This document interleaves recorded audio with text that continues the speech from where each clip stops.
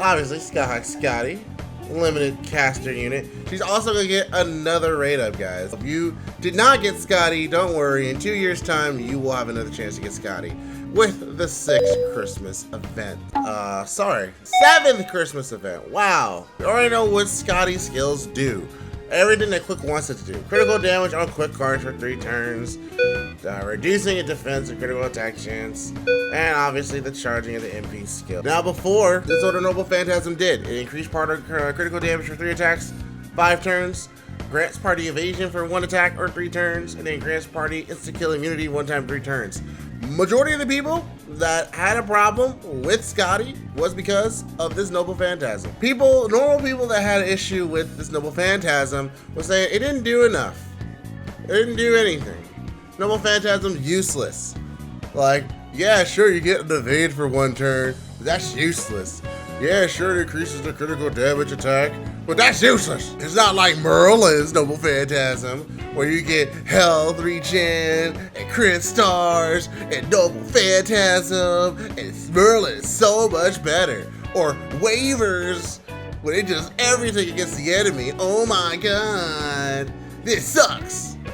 Alright, cool. Well, guess what? DW heard y'all complaining, and they decided to actually upgrade a limited caster unit's Noble Phantasm. So now it's a rank EX after the strengthening quest that she has. She increases party's attack for 5 turns, and the critical damage for those 3 attacks 5 turns is increased as well. So at MP level 1, she increases the attack by 20%, and the crit damage on MP level 1 is 50%. Oh yeah, don't forget the damage cut. So you had an evade, you had a damage cut, instant immunity, and critical damage. Apparently that wasn't enough. Well, guess what? Now you got party attacks on top of that too, and the crit damage is even more. Why does this matter? Increase critical damage of quick cards for 3 turns. That stacks here. Quick crit damage, 50% to 100%. That means at MP level 1, that's 150% crit damage off of 1 Skadi. Now imagine 2 Skadis.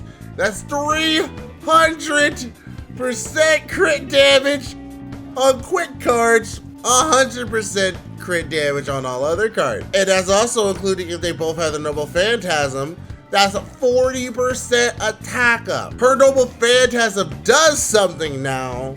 I don't want to hear no more complaining. I think she's one of the few support casters. No. She is one of the few support casters, along with, I would say, a Castoria Merlin, that actually gets better with multiple copies. Funny enough, you can still get the 1 and done and you're fine. But if you like the effect enough, I mean, 30% attack up and 100% critical damage for MP level 5. That's not for nothing. This makes your Noble Phantasm worth something. I've heard a lot of complaints too, though. Surprising complaints in the FGO community. Shocking complaints that this still doesn't fix Skadi. That Skadi still, after the 3 turns where she does things, doesn't have anything to do. She just sits there. And I'm like, okay. All her cooldowns end at 6 turns when you fully level them up.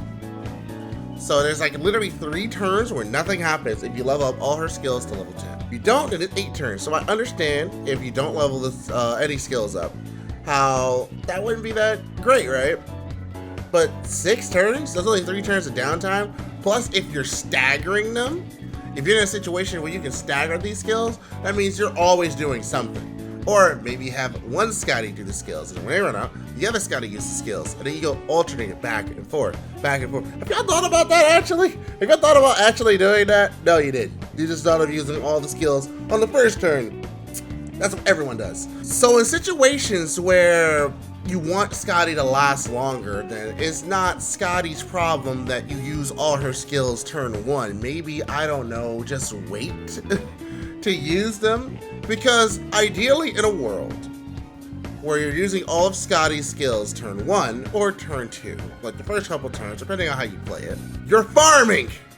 And you know how many waves that you have when you're farming? 3 waves. Man, how long does most of these effects last? 3 turns. Oh my goodness. It's almost like she's made for farming. Oh my god. I can't believe this. For all those people saying that this doesn't fix Skadi, I feel like this adds even more value to Skadi. I feel like now, when you're dealing with a single target boss, and you have 2 Skadis and maybe an MHX, or maybe you have an Okita Ultra Saber, or maybe you have some other amazing single target boss DPS slaying machine that, hey, increasing attack is pretty good. The only issue that I see with this, now you kind of got a choice. You gotta choose how badly you really want this Noble Phantasm. I kind of see it like, if you really depend or need the damage, are you really gonna be putting the K-scope on Skadi? I don't think so.